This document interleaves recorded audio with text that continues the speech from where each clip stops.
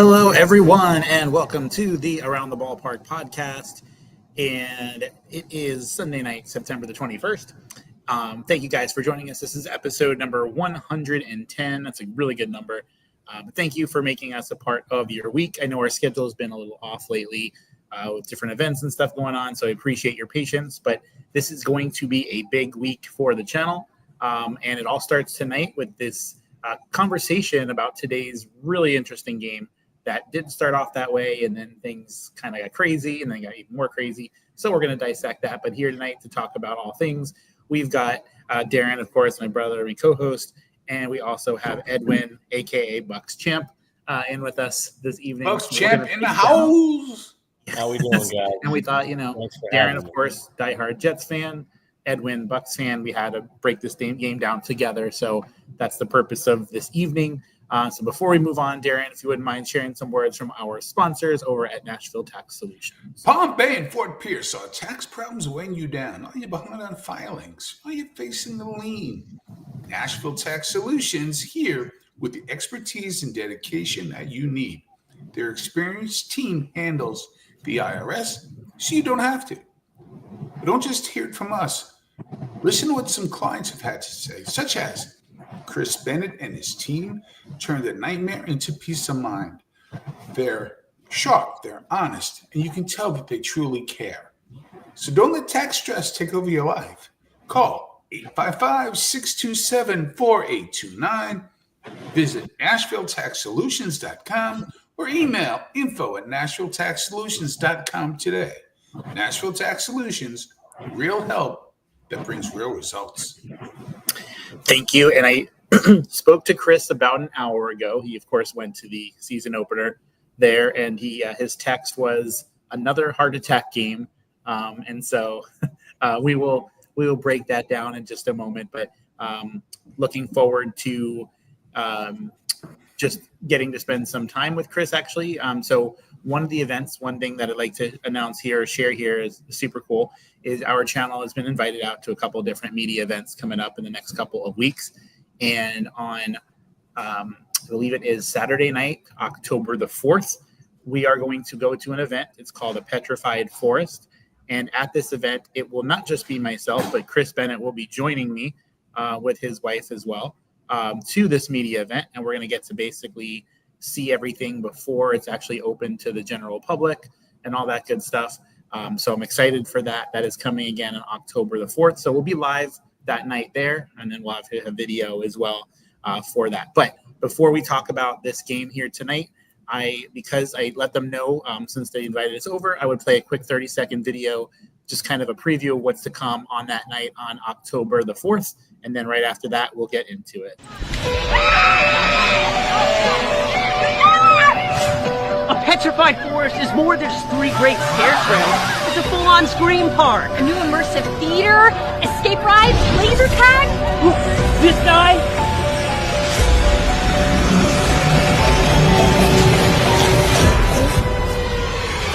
Awesome! Please, can you please show us? The Petrified Forest Scream Park, Altamont Springs.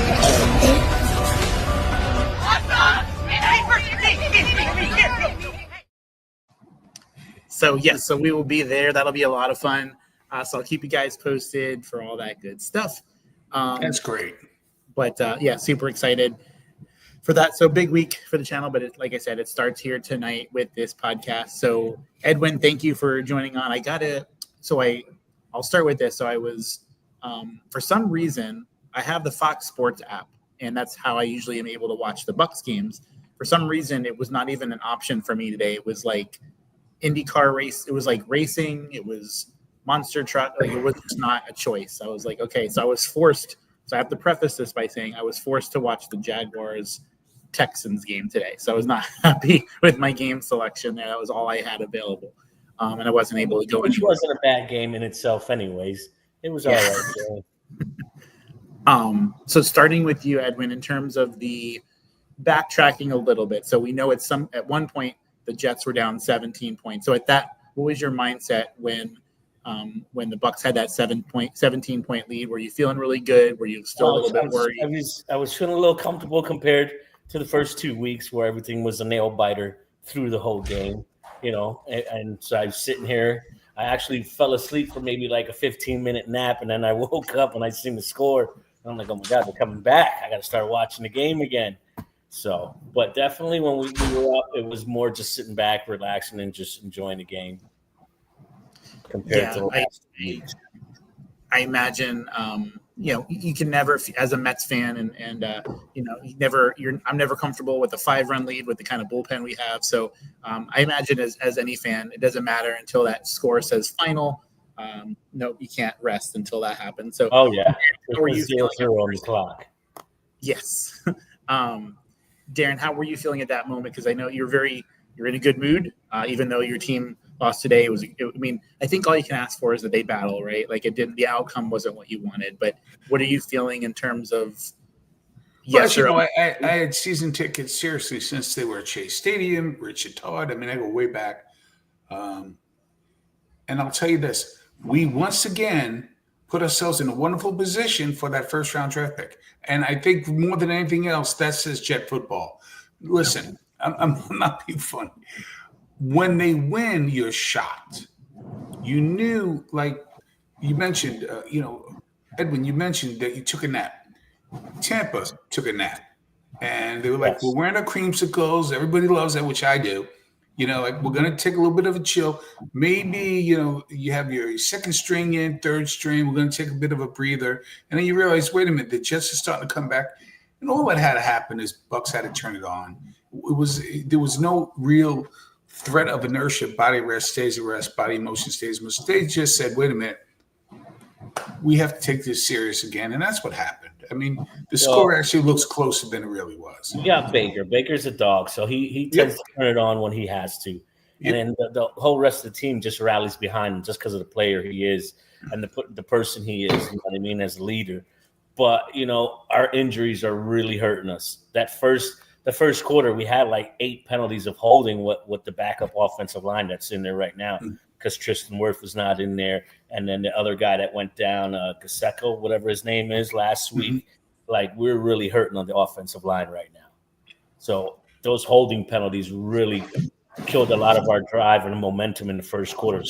I think the score should have been, we should have been up at least another touchdown or so, another 10 points. Yep. I mean, I don't believe in moral victory, especially when it comes to the Mets. But with the Jets, listen, they're not very good. They have some good players. They have some good pieces. But, you're playing against Tyrod Taylor, who is a backup, a wonderful backup, good guy. Would I want him on my team? Absolutely. But can that defense make the stop when they have to? No. Well, your special team stepped up today with that block, field goal. That was big. That one. Once I seen that really got me like, oh my God, here we go, another week of like, come on, can he do it again? Like, I don't know how many game-winning drives Baker's got in him to win the game in the last 2 minutes. But he does. Yeah, he does. I wish he's got 18 of them in him, but I don't know how long you can sustain that. And and maybe we'll talk about this down the road. And Sue Bead, I don't know. I think 6 weeks. How much longer? Well, it wasn't confirmed, but they were speculating hammy. So you're usually looking out 4 to 6 weeks. Easily 4 to 6, yeah. If it's his hammy. But sure. How many games today flipped on special teams? I love that you brought that up. That block. Yeah. There was 2 blocks in the Eagle game. That was big for them clutch too. Field goals. I mean, special teams is an important part of the game, fellas and ladies, and it really is. People don't realize how important that is. Yeah, they're a big part of the game. They determine a lot of outcomes. That spark that you need on a kickoff return or a punt return, a punt block. That can just change the whole momentum of a game. Oh yeah, so fast.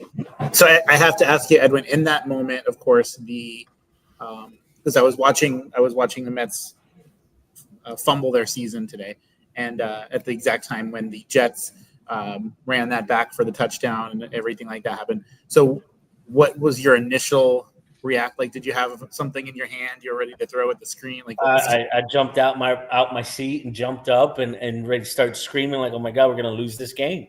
We're going to lose this game to a blocked field goal. Last week, we got a punt block because I don't know. They just seemed nonchalant. Like our punter last week, when he had that punt blocked and almost cost us the game, he just like took his time punting that ball. Like, it's urgency. They're coming in. They're rushing. They're coming to block that thing, and you just take your time the way he did to punt that thing away was like so scary. Like, come on. We can't lose a game on that. I got to ask, I kind of mentioned it a little briefly a couple minutes ago when you were wearing the hat. I'm from a different generation, right? So I love the creamsicle, and I like that they're going to kind of, that they wear it every once in a while. It's just enough. How do you feel about the creamsicle, and how do most fans feel? I like them. A lot of them, they embrace it a lot. I actually got a creamsicle flag hanging instead of the regular flag. I got a big Tampa Bay creamsicle flag. I like it. Me too. It's vibrant. It's like, it brings the stadium alive when they wear them. They don't wear it too often, and it's a throwback. It takes just it back enough, right? It takes it back to the origin. When they first came into the league, they weren't the greatest, but they had pretty cool colors and some nice uniforms. Listen, let me tell you, not blowing any smoke your way. As you know, they had 2 years where they didn't win a game, right? John McKay's teams. But by 1979, third year in the league, behind Doug Williams, they made it to the NFC Championship game, and they lost like 9-0 to the Rams. They had a stout defense. They were good early on. They didn't win a game for the first 2 years, and then bam, they found themselves in an NFC Championship game. I mean, but they've always had a stout defense. That's what they were known for. That's what actually drew me to them when I was younger, watching them. Because me playing football, and when I was younger, played outside linebacker, and just seeing the way their defense was flying around. With Simeon Rice and Corals, Sapp up there, and then you had Lynch and Barber. It was an all Hall of Fame defense that they had when they won the Super Bowl in 2001. So that's what actually drew me to them.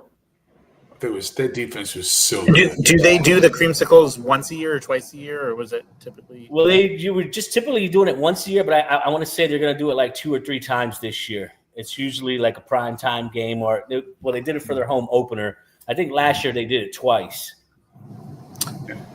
They did it twice. Yeah, I think it's. I think twice is a sweet spot. I think more than twice, maybe not. But I think twice is a sweet spot. And we have sports fans that mentions the elephant in the room next week. You talk about must see, and it's a home game for Tampa Bay, but the Eagles and Bucs week. Big game. Because I'm actually was born and raised in Philly, Pennsylvania. Nice. So like my dad's a diehard Eagles fan. A lot of my families are diehard Eagles fan. So it's going to be a big game. I'm a little concerned. The only thing I'm concerned about is all our injuries. Hopefully Godwin comes back next week. Hopefully Tristan Wirth comes back next week. With Godwin and M'Baku, the new receiver, the rookie that we got, having Evans out might balance itself out if we get Godwin back. Listen, the Eagles are a beatable team. They can get beat. I mean, the Rams had them, but again, special teams, block field goal. For a touchdown. That's the way that game ended. We usually have the Eagles number too. Every time we play them, we always end up somehow figuring a way to come out at the end with victory. So we'll see what happens. Last year when we played them around week 4, around the same time last year we played them, we came out with a victory, kind of gave them their first loss last year too. So they're beatable. We have their number, but we'll see what happens. They're playing a real good ball. They got a good run team. So. If I was them, I would just run because to me, that's what they do best. Oh, for sure. And the tush push. Yes. Well, how do you feel about that? Watching it recently, the last 2-3 weeks, they tend to get away with offsides a lot. When they break it down and watch the film, that's the difference. See, they're usually offsides running that play, and they never get called for it. That's the piece for their success is that they're getting away with the offsides on it. I am not about banning anything like that. Like if you can't stop it, like you're gonna lose. But they're offsides every play, or Yeah. Just they gotta call if that. you do it clean, and you can do it. Yep, tip the hat. Yeah, my hat's off to you. But when your guard is always jumping off sides before the ball's even snapped, then you know what I mean. There's an issue to it. Then I forget the name. It's funny you mention that because I forget the name of. He's a legendary. He's a Hall of Famer for the Green Bay Packers. You know that ice ball against Dallas, and for the second Super Bowl win by the Green Bay Packers, Bart Starr was quarterback for the Packers. He went on a 4th and 1 to win the Super Bowl, and they asked the guard, which I loved. I love his honesty. What did he do on that? He goes, "I jumped off sides." Because it was a little quick. To get the edge on him. That's right. Get him going backwards first. Exactly right. I just jumped a little off sides. It's just a little quick. Get an early jump on him. As long as the ref doesn't see it, it's all good. As long as they don't see it, it's all good. Mike knows this. I played college, played Division III, but I played, college, played 4 years. And I started, I was captain. I bring all that up because, Buck, Edwin, I held on every play. Yeah. you just gotta be good at it. They tell you when you get inside, you get your hands inside. That's it. That's it. Up underneath them. And as long as you keep them close to you, they can't see it. You know what I mean? It's a little edge, but hey. So we used to have referees, NCAA referees, come to talk to the team. And they do this for a lot of college teams. And that's exactly what they said. If you're inside, I'm going to let it go. But if he's turning, you got to let him go. You got to let go. Yeah. You got to let go. That's exactly what happened. If you can get up under, it's not really a hold. If you're up underneath and you're using your palms to move the shoulder pads and move them, you know what I mean? Because you're up in there. Now if you're up in there grabbing and pulling and, you know what I mean? The ref's going to see that. I used to put the thumbs under the shoulder pads. Yeah. Right up underneath. Up. Yeah. Yep. Yeah. But if he turns, you got to let him go. Shoulder pads that we used to have to wear back then, they weren't like the pads that they got now. They're a lot more technical and they got form fitting. Back then, it was just like, you either were a large, medium, or a small. That was it. Yeah, that's it. Well, when you're a freshman, you just take what's left. Yeah. I did get clarification because it is their 50th anniversary this year for Tampa Bay, so they're actually going to be wearing the cream jerseys 3 times this season. Just kind of nice. Yeah. And we all know that the super fan of the Tampa Bay Bucks, Darren, you're very familiar with this guy. There's his creamsicle right there. There he is. Love that. He's my favorite. So I'll ask you this first, Edwin. I'm just getting aside from today's game just for a quick moment. Look, standings, just because the team's 2-1, 3-0, it's still early in the season, but who is your surprise team this season? Because there's some things that jump off the page at me that I'm like, okay, interesting.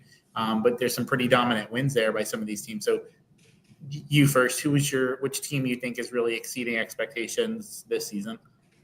Oh, wow. I would say I like the Chargers. They're a good contending team. They're going to do big things. They've been dominating the last 2 weeks in a row, and today they snuck one out with special teams with the field goal. They snuck it out at the end, but they're a very well-rounded team. They got a good running game. They got a good quarterback. He's smart. He makes good decisions. They got nice receiving core. They got Keenan Allen back, which was huge for them because he's got a rapport with Herbert already. So I think they have a really solid – and they got a good defense. They lost Khalil Mack, but they're still solid all around. I have to concur. That was going to be my team, that I would guess or bring up. They just are ready to take the next level, and they have. Yeah. They really have. Yeah.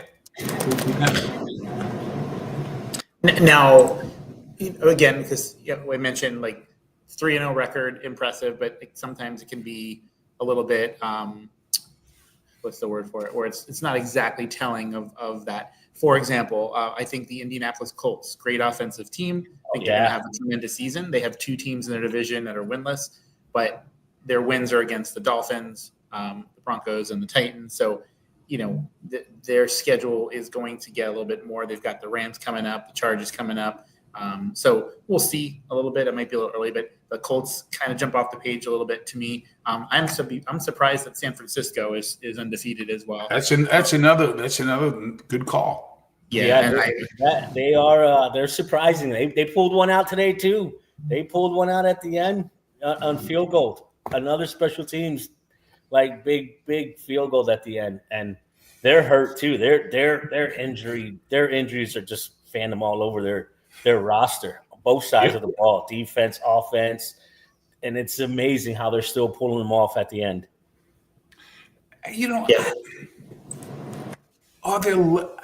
It just feels this way, and again, I don't want to sound like the old person, but it feels like the less they hit, the more they're getting injured. It's just, it just when they were doing 2 days and sometimes 3 days and hitting, and the body's just, I don't know, built up some sort of resistance. Now we're getting a lot of concussions. You can't. The game is still football, and it's still contact, and there's so many injuries. I mean, there is. I want to ask this. I want to ask you this question. So, what does your household do when the Steelers are playing the same time as the Buccaneers? And for context, your wife, Steelers fan. So, we have 2 TVs. So she'll have her game on one TV, and I have my game on my TV. Who gets the volume though? Who gets the volume? Well, she has our bedroom. You can actually look right out of our bedroom door and see the TV in the living room. So I usually sit in the living room, and she'll sit in the bedroom, and then we both have the TV where it's loud enough that we can both hear that it's not overpowering. But I'm usually yelling back. I'll hear her screaming because, fantasy purposes. What's going on? What did you do? Who scored? You know what I mean? And she'll be doing the same thing to me because she's in fantasy. So she's got M'Baku on her team, and I got DK Metcalf on my team. So I'm yelling back and forth. We're like, who scored? Tell me who scored. Every once in a while, like I was invited out today. I had stuff going on. I couldn't to go to Buffalo Wild Wings to watch the game. There's just something about watching in your own home. You just kind of, it's just better. Wow. I totally agree. No other sport, but football. Football's the best thing to watch at home. You get to concentrate more on your team when you're out places like that. It's overstimulating because you have so much going on. A lot of conversations, a lot of TVs going, so your eyes are all over the place. You're not really focusing on what you really want to watch, is what your team is. Yeah. Hey, Heather. Oh, hey, Heather. How you doing? Thank you for jumping on. Appreciate it. For me, like certain places I'll avoid like the plague because I don't want to hear Cotton Eye Joe blasting on the loudspeakers while I'm trying to watch the game, because that happens.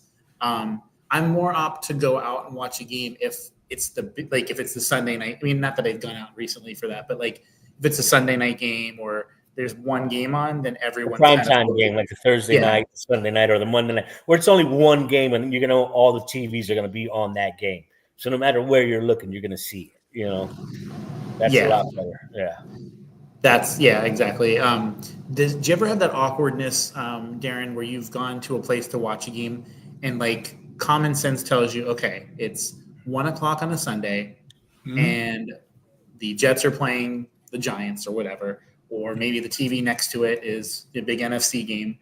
And then the other TV has something ridiculous, like I don't even know, like cricket or just something that has no business. And you ask to switch one of the TVs and like there's this cricket family that's just like there and they're just obsessed with it. And I'm like, I wouldn't have sat here. I would have told my server not to sit here have I known that I'm going to have to watch cricket on the right side. But there's always that group. And then, I always ask, like, it can't hurt to ask, like, hey, can you please change this crappy game that's on in front of me to put something else on? So you have to ask. And some servers will completely forget and some will take care of you. It just kind of depends. So you don't have to worry about that at home. But I don't have cable. So like a lot of the game, I usually forced to have to watch CBS games or the Sunday night game. I do have ESPN, so I can watch some of that. But the 1 o'clock games are tough because I'm forced to. Because CBS never has the late game, right? It's typically they're the early, and Fox has the late, or no, it kind of goes back and forth. It depends. Yeah, it depends on the local broadcasting what they got going on that time of the year or that day or whatever's going on. It's So back from CBS and Fox. Yep. So to answer your question as quickly as I can, when I was a younger person, it would bother me immensely. Like, why are we watching cornhole? You know, like, why? Like, why are we watching tag on ESPN3? Like, can we put a game on, please? But now, as I'm an older person, and I could be wrong, and I'm going to ask anyway because, open mouths are the only ones that get fed. But I say to myself, maybe there's somebody here of influence, whether it's a family member, maybe it's somebody who's back in the restaurant or bar, but I'm definitely going to ask. But it doesn't bother me anymore because I just try to, I give it away and say, there's got to be a reason. But you're not wrong, Mike. Yes. Now, here's another question. This is for both of you. Why am I watching Omega Ball? I don't even know what that is. Okay, so wives and children aside, okay, honest. I want your honest answer here. I know what Edwin's doing at 1 o'clock on a Sunday if the Bucs are playing. If I'm calling you, Edwin, at 1:27, what do you do to the phone? Does it just goes down? It depends on who's calling. Okay, I'll be honest. It depends on who's calling. If I know it's not an important call, I'm not going to answer it. Yeah, right. But if I know it's an important call, I'll answer it. Because especially if I'm sitting at home, it's not like I'm missing anything. You know what I mean? I'll just put the game on mute. I'm still watching it, but it all depends on who's calling. Yeah, like I had this morning. Someone reached out, was calling several times that knew what I do every Sunday morning at that certain time, and I'm like, okay, 3 times probably an emergency, but this isn't the time to ask about. So I try to have that courtesy. I'm like, okay, I'm aware this is the time. Unless it's something dire, I'm not going to reach out during that time. Well, what about you, Darren? You kind of know the answer to this, right? Oh, by the way, just somebody who is watching our broadcast right now just texted me and said I'm a sports snob, and guilty. Yeah, no, why? But just nobody wants to watch Omega Ball. Anyway, to your point, Mike, you know me very well, right? I mean, first of all, if you're calling me, I'm not picking up the phone because you text me because I don't put the ringer on. I just got so much going on, like we all do. And if you're calling me, I probably don't know you. If it's like, and if I know the number and you call me back to back, I'm picking up. But if you're calling me and I'm watching the game, no, then you don't know me very well because I'm not picking up the phone. And if something bad happens, like I'll give you a great example. Let's just say, Baker Mayfield is going in for the winning score, and there's a holding penalty, right? You don't want anybody calling you at that time. No. What are you doing? Stop. It's terrible because I'm in my fantasy, so we have a fantasy group chat, and that thing is going off all day during football. No matter, and sometimes depending on what streaming service you're using, you got a delay. You know what I mean? And then you look at your phone and you see somebody say something. Oh, Baker, rock hands, and then they're talking about your game and like who talking? Well, I didn't see the pass yet, and then the pass. Oh yeah. Oh man, come on! Now you just killed the whole because you don't know. You don't exactly. Oh, that's so spot on. You don't know. You could be watching on a bit like a 5-second delay, a couple of. Yeah. No, don't no. Stop. I don't want to know. No, I want to. I want to watch it, even if it's a delay. It's live for me. Yep, exactly. Yeah, and Eileen, yes, Mike Evans just put in the chat there, but it's too soon to tell. But probably 5 to 6 weeks is what they're thinking. 4 to 6 weeks, somewhere in that realm. Yeah. So, but like Edwin mentioned, they might be getting Godwin back next week. Back by next week. Yeah. Yes, should balance out. Be a big help. Something told me to not start Evans today, and I did. I don't know why. I was like, because I know he's going to have a bounce back game, and I did. And boy, with fantasy football, I'll just tell you this: like, I feel like if my quarterback doesn't do well, for example, week 1, I beat the guy 115-49, and I had Josh Allen. Week 2, Josh Allen only had like 180 yards, no touchdowns because they rushed the ball. I got beat like 145-32. Like, so for me, like the core of my team is not doing anything right now. So I'm living and dying by Josh Allen because everybody else is. I felt that way. It's funny that you say that because I have Jalen Hurts and AJ Brown as my starting quarterback and my number 1 receiver. So AJ Brown, the first 2 weeks, first game 1 point, second game maybe like 5 points. Today's when he finally gave me something good, but like the way it started was rough. Him and Hurts not doing. I'm like, oh my God, here we go. So I feel you on that one with the fantasy thing. Evans, he did get you his first touchdown this week, but he didn't get you much yardage. Yeah. Mike, may I ask Edwin a question? Yeah, go ahead. So it's not Buck related specifically. Mike and I talked about this a couple of weeks ago. We're talking fantasy. What was the biggest fantasy mistake you ever made and the best decision you ever made? Oh, God. No, I'm down, but thank you. I drafted Brady the year that he got his first knee injury. The first game. That was like the first game. First game. And the home of the brave. Knee injuries out. This is how long I've been playing fantasy. Like, this is like the greatest mistake ever was drafting him the year after he came out. Like, he balled out. I drafted him, my first pick. Come week 1, first play, first game, gone. My whole season went down the drain. Your phone must have been lighting up. No good. God, it was terrible. My best was I've been in a keeper league for the last I want to say 15 years, and when I drafted Christian McCaffrey, I've had him as my starting running back for the last like 4 or 5 years. Even though he's been getting hurt, but when he's not hurt and he's playing, best PPR fantasy stud ever there is. Mine was I was full of hubris, thinking I'm going to do really well. Mike knows this story. But I did not do my due diligence. And my first quarterback I picked and my backup quarterback were off the same week. Oh, yeah, you definitely got to watch that. Yep. And the best was Edwin James was one of my running backs, and my other running back got injured. And I just took a flyer on a guy who played for the Rams named Steven Jackson, and that was his breakout year. And I won the league by a ton. Wow. All by luck. I seen him play. He came to Tampa on Christmas. My wife bought me tickets the first time I ever went to Raymond James Stadium, and he was playing for the Rams still, and she got to see him. And we walked down to the the wall where you can see the players, and they were in the end zone warming up. She was just like amazed at how big these guys were. Like 6'6". He was like a monster of a running back. The dude was like 6'6", like 260 pounds, just beast of a man. Like he's looking at him like, God, they're huge. I'm like, yeah, well, they're football players. That's right. And I mentioned in the chat there, the worst mistake was in fantasy was drafting Winston, nothing but picks.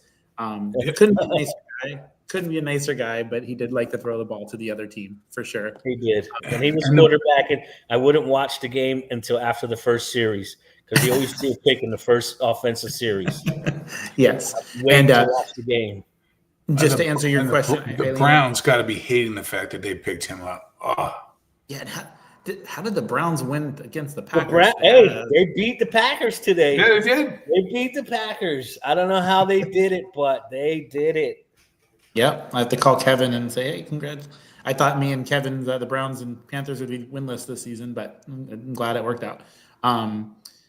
Oh, Eileen had asked about if I did a fantasy league with it. No, it was like a thing where you could pick players for a week. Not a league. It's not like a fantasy league. It was just like this Yahoo like pick 'em kind of thing. It wasn't like a fantasy league. I didn't get to do a fantasy league this year. I think next year I'll get back into that. I think that it's. I don't want to run it anymore. Like, cause I did that and I enjoyed it. A lot and of stuff work. like that, but it's a lot of work. I'd rather just play basically at this point. Just log in and do my thing. But it gives you a reason to watch unimportant games. Like if the Texans were playing the Titans next week, if I had their quarterback and I had a defense, I'd actually pay attention. Otherwise, I would never. I wouldn't do that. Pay attention to it. Yeah. No, not at all. But before we wrap up, we still got about 5-10 minutes left here. I wanted to ask. So, getting kind of cycling back to today's game with the Jets and Bucks. So this is obviously the first home game for the Bucks this season. They've been on the road and all that stuff. I know we had you on. Gosh, it's been probably almost a full year now since you were on last, as far as the guest wise and stuff.